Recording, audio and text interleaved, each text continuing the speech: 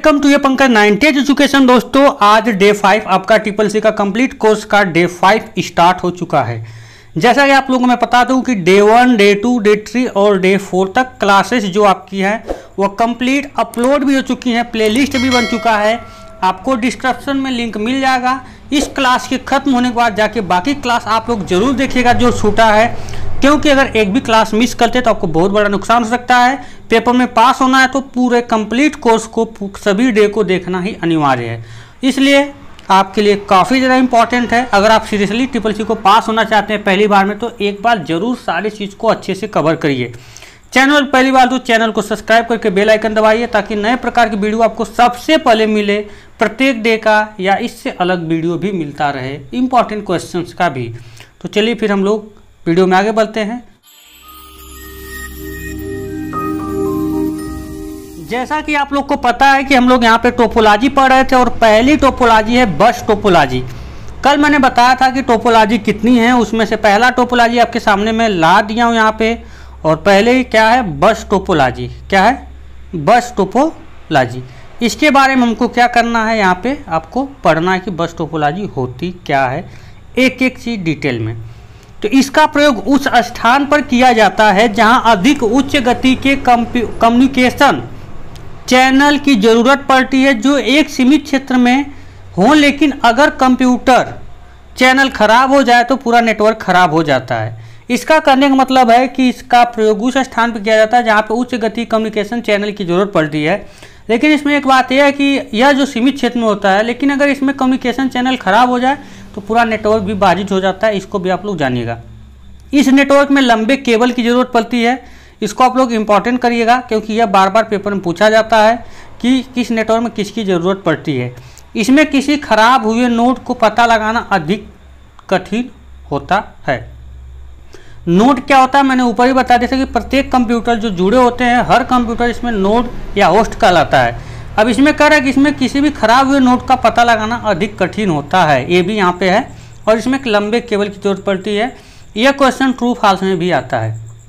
For example मैं नीचे इसका आपको आइकन दिखा देता हूँ कि कैसे होता है। जैसे यह देखिए बस की तरह सीट जैसे होती है ना, तो बिल्कुल उसी तरह एक इधर एक इधर एक इधर एक इधर इधर ऐसे लगे होते हैं। बीच में एक जगह आपका सर्वर रहता है। इससे क्या होते हैं, सारे के सारे कनेक्ट होते हैं, ठीक है। और ये थोड़े लंबे दूरी में होते हैं, मतलब ज़्यादा हाई क्वालिटी में होते हैं। अब ये मत सोचिएगा कि 4-5 ही होते हैं। नेक्स्ट यहाँ पे जो आपका है स्टार टोपोलॉजी। क्या है? Star topology. इसमें एक होस्ट कंप्यूटर की ज़रूरत पड़ती है जिससे अन्य सभी लोकल कंप्यूटर को जोड़ा जाता है। होस्ट कंप्यूटर को ही हब कहते हैं। यदि यह हब खराब हो जाए तो पूरा नेटवर्क खराब हो जाता है, लेकिन अगर कोई अन्य कंप्यूटर खराब हो हब को छोड़कर तो अन्य कंप्यूटर पर कोई प्रभाव नहीं पड़ता। इसमें किसी भी खराब नोड को पता लगाना बहुत ही आसान होता है। सिंपल सा कहा जा रहा है। अब यहाँ पे मैं बता दूँ कि यह देखिए एक बीच में आपका यह हब है। क्या हब है? और इससे प्रत्येक कंप्यूटर क्या हुए हैं, आपके जुड़े हुए हैं। हब क्या होता है यहाँ पे मैं बता दूँ कि जिससे सारे कंप्यूटर जाके जुड़े रहते हैं, ठीक है। वह क्या कहलाता है? आपका हब कहलाता है। अभी आप लोग पोर्ट का भी नाम सुनेंगे तो पोर्ट और हब सेम होते हैं। यहाँ पे आपका है रिंग टोपोलॉजी। काफ़ी अच्छा है अभी टॉपिक आपका रिंग टोपोलॉजी। इस नेटवर्क टोपोलॉजी में प्रत्येक कंप्यूटर अपने आसपास के कंप्यूटर से गोलाकार आकृति में जुड़े रहते हैं। इस आकृति को सर्कुलर नेटवर्क भी कहते हैं। इसको आप लोग याद रखिएगा। सर्कुलर नेटवर्क किसको कहा जाता है? रिंग टोपोलॉजी कहते हैं। इस प्रकार के टोपोलॉजी में किसी भी लंबे केबल की ज़रूरत नहीं पड़ती है। इसका प्रयोग ऑप्टिकल फाइबर में एक ही दिशा में डेटा प्रवाह के लिए सर्वाधिक उपयुक्त होता है। इसको भी आप लोग याद रखिएगा। और यह जो है आपको मैं दिखा दूं, यहाँ पे आपको रिंग टोपोलॉजी का एग्जाम्पल है, ठीक है। अब यहाँ पे आपका आ जाता है, सबसे इम्पोर्टेंट होता है यह आपका मेश टोपोलॉजी। क्या है? आपका मेश टोपोलॉजी, ठीक है। इस टोपोलॉजी में प्रत्येक कंप्यूटर एक दूसरे से सीधे जुड़े होते हैं, जिसकी वजह से इनको पॉइंट टू पॉइंट नेटवर्क भी कहते हैं। ये भी आपको याद होना चाहिए। पॉइंट टू पॉइंट नेटवर्क किसको कहा जाता है? किसको कहा जाता है point two point network? Mesh topology को। इसमें डेटा के आदान प्रदान का निर्माण प्रत्येक कंप्यूटर स्वयं ले लेते हैं, ठीक है। इसमें किसी भी डेटा का अगर आदान प्रदान करना हो तो प्रत्येक कंप्यूटर स्वयं इसका निर्णय ले लेते हैं। यह अधिक दूरी के लिए ज़्यादा अच्छे होते हैं।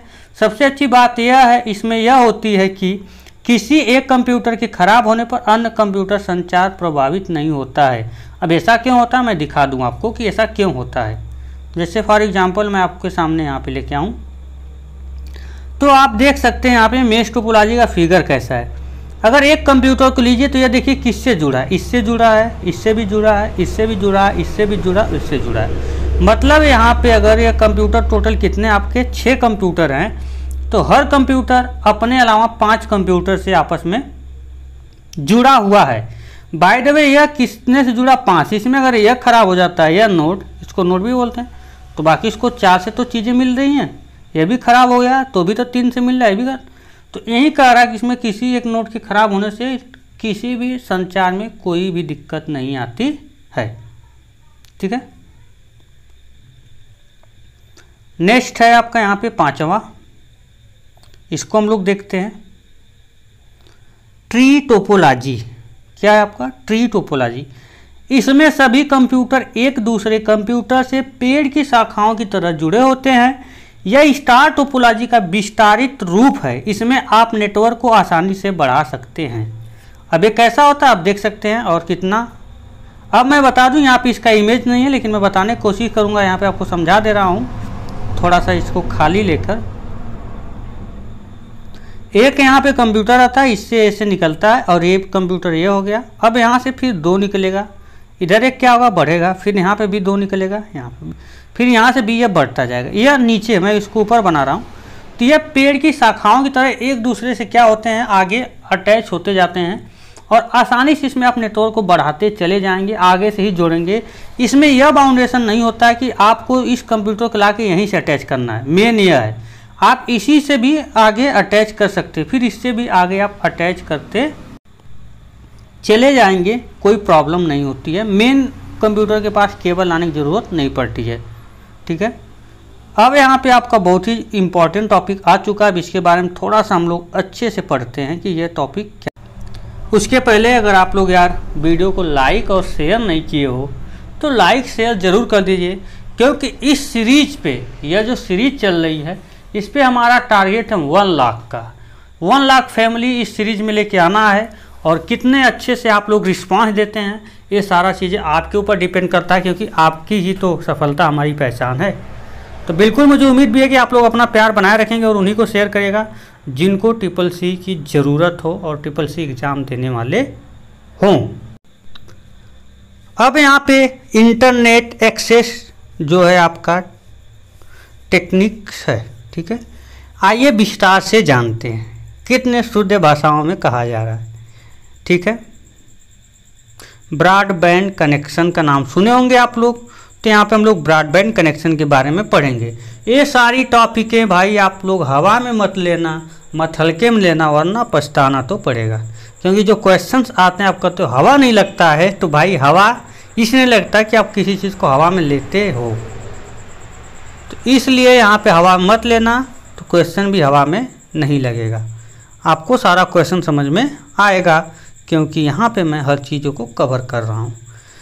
इसका प्रयोग हाई स्पीड के नेटवर्क के लिए करते हैं। सबसे पहले ब्रॉडबैंड क्यों होता है, तो यह हाई स्पीड के नेटवर्क के लिए प्रयोग किया जाता है। ये भी आपको पता होना चाहिए, इसके बारे में भी आप लोग जानकारी ज़रूर रखे होंगे, इतना तो मुझे पता है। क्योंकि ये हर जगह आधार कार्ड सेंटर हो, CSC सेंटर हो, ये हर जगह यूज हो रहा है। अगर आपको करना हो तो गवर्नमेंट सबसे पहले कहती है कि भाई ब्रॉडबैंड कनेक्शन लो। ठीक है। जो टेलीफोन लाइन द्वारा उपलब्ध कराया जाता है, ब्रॉडबैंड क्या होता है, टेलीफोन लाइन द्वारा आपको उपलब्ध कराया जाता है। ये भी क्वेश्चन जो होता है ट्रू फॉल्स में आता है। इसमें कुछ तकनीकों का प्रयोग किया जाता है हाई स्पीड के लिए, जैसे DSL digital subscriber line. DSL का फुल नेम पूछ सकता है तो digital subscriber line, cable modem, fibre optic, BPL broadband over power line. ठीक है। ये चीज़ें हैं। डायल अप कनेक्शन दूसरा इसमें टॉपिक है। डायल अप कनेक्शन क्या होता है, इसमें इंटरनेट से जुड़ने के लिए ISP का फ़ोन नंबर डायल करना पड़ता है तथा आपका इंटरनेट चलेगा। इस प्रक्रिया को होने में 10 सेकेंड लगता है। इस कैटेगरी के कुछ ISP कंपनी आती हैं जैसे एयरटेल, MTNL, वोडाफोन इत्यादि। आपसे पूछा जा सकता है कि ISP की सर्विस एयरटेल देता है, ट्रू या फॉल्स? तो बिल्कुल ट्रू। MTNL कंपनी या वोडाफोन ISP की सर्विस देती है, इंटरनेट सर्विस प्रोवाइडर। अभी मैंने ऊपर बताया था ISP का फुल नेम क्या होता है, इंटरनेट सर्विस प्रोवाइडर। तो वही है कि ISP की सुविधा वोडाफोन देता है, ट्रू या फॉल्स? तो लोग कहते हैं यार ISP क्या है, ये तो मुझे पता ही नहीं है। तो क्या क्वेश्चन, तो ISP का फुल नेम भी मैंने बताया था, इंटरनेट सर्विस प्रोवाइडर। तो बिल्कुल वोडाफोन देता है, तो यहाँ पे राइट आंसर क्या होगा, ट्रू होगा। ठीक है, आगे चलते हम लोग यहाँ पे। वायरलेस कनेक्शन, वायरलेस कनेक्शन, इसमें किसी भी केबल या मॉडेम की आवश्यकता नहीं पड़ती है। इसका प्रयोग आप किसी भी क्षेत्र में कर सकते हैं। तो सबको पता है भाई, तो नया क्या है, यही ना। तो नया कुछ नहीं है, लेकिन आपको जानना बहुत ही जरूरी है कि वायरलेस कनेक्शन, आप लोग वाईफाई चिल्लाते हो तो इसलिए वाईफाई जानते हो, लेकिन वायरलेस कनेक्शन मतलब वही जिसमें किसी केबल या मॉडेम की आवश्यकता नहीं पड़ती है। इसका प्रयोग आप किसी भी क्षेत्र में कर सकते हैं। जैसे कुछ इस प्रकार हैं, WiFi wireless fidelity, VIMAX world wide interoperability for microwave access, MWBS mobile wireless broadband satellite. अभी मैंने सैटेलाइट के भी बारे में बताया था जब मैं लैन आपको पढ़ा रहा था, तो क्योंकि यह बहुत ही ज़्यादा ज़रूरी टॉपिक था। तो ये 4 हैं, आप चारों को भी याद कर सकते हैं, काफ़ी अच्छा है। ठीक है,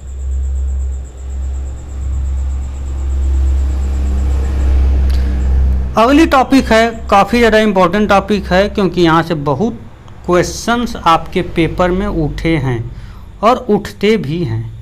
बहुत कभी क्वेश्चन ज़्यादातर अगर आता है तो भाई सोशल नेटवर्किंग से आता है, क्योंकि सोशल मीडिया का ज़माना है। तो सोशल नेटवर्किंग के बारे में आपको जानना पड़ेगा, ईमेल तथा सोशल नेटवर्किंग।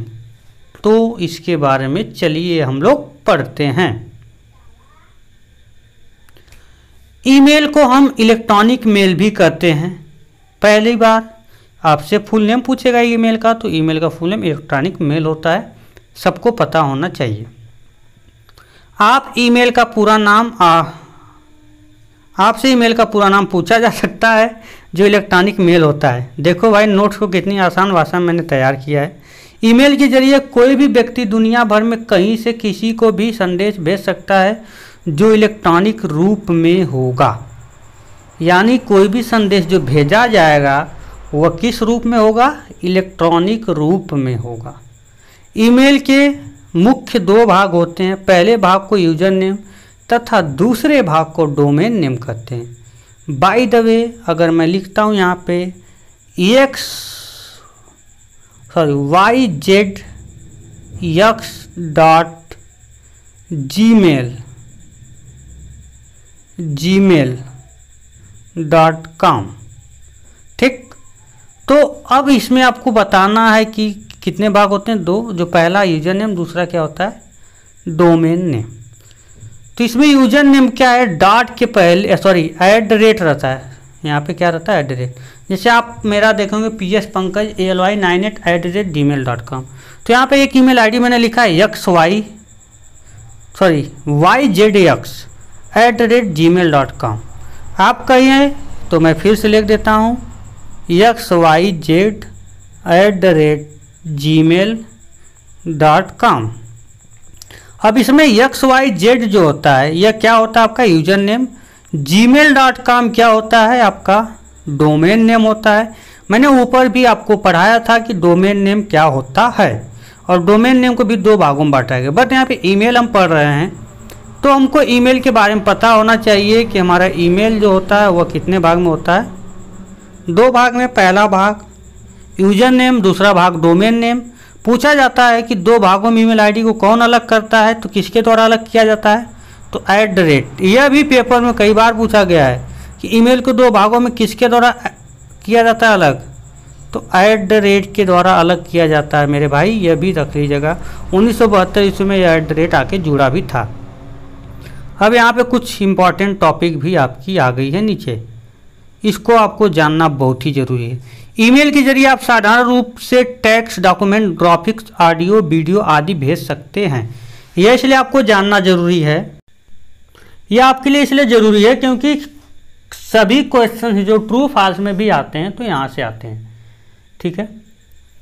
अगर आपसे पूछे कि ईमेल के जरिए ग्राफिक्स या ऑडियो वीडियो नहीं भेज सकते तो आप फॉल्स मारेंगे, क्यों? क्योंकि आप भेज सकते हैं, इसलिए वहाँ पे क्या होगा, ईमेल द्वारा हम ऑडियो वीडियो भी भेज सकते हैं, ट्रू। बस उसकी एक लिमिट होती है जो आगे हम लोग कवर करेंगे। ईमेल के दो भागों में @ के द्वारा अलग किया जाता है। देखिए जो मैंने ऊपर समझाया यहाँ पे नीचे मिल गया। ईमेल में @ को 1972 ईस्वी में जुड़ा। ईमेल में @ कब जुड़ा? 1972 ईस्वी में। ईमेल भेजने के लिए दोनों व्यक्ति का ईमेल होना जरूरी है, मतलब आपके पास ईमेल है और जिसको भेजना उसका भी ईमेल रहना चाहिए, नहीं है तो नहीं जाएगा। ईमेल का प्रयोग विज्ञापन इत्यादि में भी कर सकते हैं। मेल भेजना हो, बाकी जो काम है विज्ञापन में भी होता है। कहिए सर विज्ञापन कैसे? तो आपको पता है, अगर आप मेल यूज करते हैं हमेशा रेगुलर, तो आपके मेल पे जो है कि फ्लिपकार्ट हुआ, उसके बाद मीशो हुआ या अमेजॉन हुआ, इस तरह से कई कंपनियां हैं जिनको आपको ऐड मिलता रहता है। कॉलेज वॉलेज का भी ऐड मिलता रहता है, आपको अच्छा सा एक थीम बना के आ जाती है, बम्पर धमाका। तो यह होता है ईमेल मार्केटिंग के अंतर्गत। ईमेल का प्रयोग सरकारी व्यापार में नहीं किया जाता है, बिल्कुल आप सरकारी व्यापार में ईमेल का प्रयोग नहीं कर सकते। ईमेल के मुख्य तथ्य, भाई इसको तो आप एक बार नज़र उठा के जरूर देख लीजिएगा, क्योंकि सारा करामात इसी का है। ईमेल के मुख्य तथ्य का सारा का सारा करा धराया है, क्योंकि जो भी क्वेश्चंस आते हैं यहाँ से आते हैं, ठीक है। पहला इनका तथ्य क्या है ये जानते हैं। सबसे पहले करते हैं टू। लो भाई, ये टू भाई साहब क्या करते हैं इनको हम लोग जानते हैं। टू कह रहे हैं कि यह ईमेल का पहला भाग होता है जिसमें हम उस व्यक्ति का ईमेल एड्रेस डालते हैं जिसको हमें भेजना आता है। मतलब ईमेल का पहला भाग टू होता है और टू में आप उस चीज़ को टाइप करते हैं जिसको आपको मेल भेजना है। मुझे भेजना है तो आप टू में मेरा ईमेल आईडी डालेंगे, जिसको भेजना तो उसको आप टू में अपना ईमेल आईडी, फ्रॉम में आपका ईमेल आईडी ऑलरेडी रहती है, वो ले लेता है, नहीं कैप्चर कर लेता है, ठीक है। लो अब आपके सामने आ गया भाई CC, हालांकि CCC नहीं है, CC है, ठीक।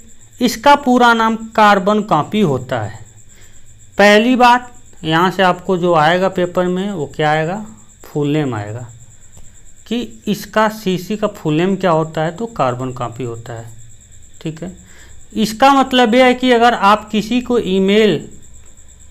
किसी ईमेल को कई लोगों के पास भेजेंगे तो सबको यह पता चलेगा कि आपने किसको किसको इस ईमेल को भेजा है, क्योंकि इसमें सबके पास सबका मेल जाता है। अर्थात इसको आप उस जगह प्रयोग करेंगे जहां आप चाहते हैं कि आपके प्रत्येक प्राप्तकर्ता को पता चले कि इसको सबका रिप्लाई भी कर लोग देख सकें।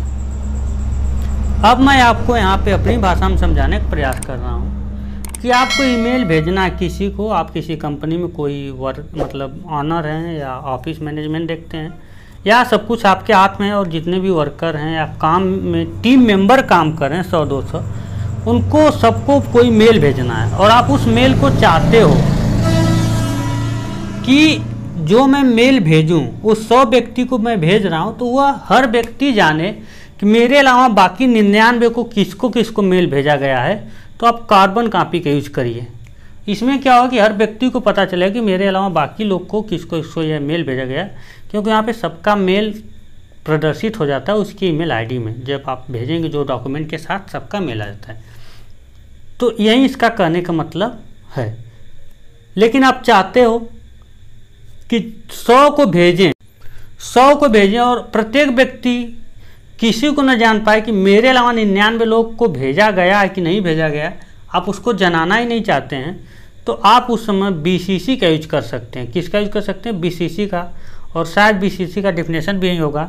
इसका पहले नाम ब्लाइंड कार्बन कॉपी, BCC का पूरा नाम आपसे पूछे तो ब्लाइंड कार्बन कॉपी होता है इसका प्रयोग हम उस जगह करते हैं जिस जगह आप चाहते हैं कि आप जितने लोग को ईमेल भेज रहे हैं उनमें किसी को यह पता ना चले कि किसको किसको ईमेल भेजा गया। आमतौर पर इसमें किसी भी व्यक्ति को यह नहीं पता चलेगा कि उसके अलावा किसको किसको भेजा गया। यही चीज़ तो मैंने ऊपर समझाया था और सेम नीचे आपको मिल भी गया। उसके बाद आपका एक आ जाता है यहाँ पे सब्जेक्ट, काफ़ी ज़्यादा इम्पॉर्टेंट है। ईमेल के शीर्षक को शामिल किया जाता है, यानी ईमेल का शीर्षक कि मतलब आप क्या भेज रहे हैं, सामने वाला ओपन करने से पहले ऊपर समझ जाए कि आप क्या भेज रहे हैं। जैसे मैं अगर आपको कोई पीडीएफ भेजता हूं तो अगर पीडीएफ का मैं नाम नहीं लिखा तो आप पहले पीडीएफ को ओपन करेंगे तब आपको पता चलेगा क्या है। लेकिन मैं लिख दूँ योर 10th क्लास सर्टिफिकेट या योर आधार कार्ड, तो आप समझ जाएंगे कि मेरा आधार कार्ड है, और ओपन करेंगे तो आपको आधार कार्ड। तो यह सब्जेक्ट से आप कभी कभी बिना सब्जेक्ट लिए डायरेक्ट किसी को मैसेज भेज देते हैं या फोटो अपलोड करके सेंड कर लेते हैं उसका ईमेल आईडी डाल के, तो वहाँ पे लिखता है उसकी स्क्रीन पे आके ऊपर ही नो सब्जेक्ट। जब वो ओपन करता है तो अंदर फोटो रहता है या जो आप भेजे थे। लेकिन अगर आप ऊपर लिख देते हैं पीक हाई स्कूल या जो भी, तो आदमी थोड़ा सा एक्टिव होकर तुरंत देख लेता है। और यहाँ पे देखते हैं डिफिनेशन क्या करता है। इसमें ईमेल का शीर्षक को शामिल किया जाता है, मतलब पूरे ईमेल में आप क्या भेजे हैं उसको आप कुछ वर्ड में सब्जेक्ट के द्वारा प्राप्तकर्ता को बता सकते हैं कि आप उसको क्या भेजे हैं, ठीक है, जिससे वो आसानी से बिना ईमेल को ओपन किए भी समझ सके कि उसको क्या आया। बिल्कुल स्क्रीन पे मैसेज देख के जान जाएगा कि भैया क्या आया, फिर वो जल्दी से उसको क्या करेगा, ओपन कर लेगा। नहीं तो कहेगा चलो यार कुछ आया होगा देख लेंगे आराम से, इसमें कौन सी बड़ी बात है। लेकिन अगर ऊपर है नहीं भाई इंपॉर्टेंट डॉक्यूमेंट है या इम्पॉर्टेंट पिक है, तो आदमी थोड़ा सा जल्दी से उसके बारे में क्या करता है, उसको ओपन करता है और सीरियसली लेता है। और उसके बाद अगली हेडिंग आपकी अटैचमेंट, और अटैचमेंट को हम लोग डे 6 में कवर करेंगे। बाकी इसको हम लोग यहीं पिन करते हैं क्योंकि वीडियो काफ़ी लंबा हो जाएगा। अब वीडियो अच्छा तो वीडियो को लाइक शेयर करिए अपने दोस्तों के साथ। चैनल पहली बार तो चैनल सब्सक्राइब करिए ताकि 90 दिन का सीरीज मैं आपका कंप्लीट कर सकूं, क्योंकि आपका हौसला ही हमारे हौसलों को बढ़ाता है। फिर मिलते हैं नए वीडियो में, तब तक के लिए जय हिंद जय भारत।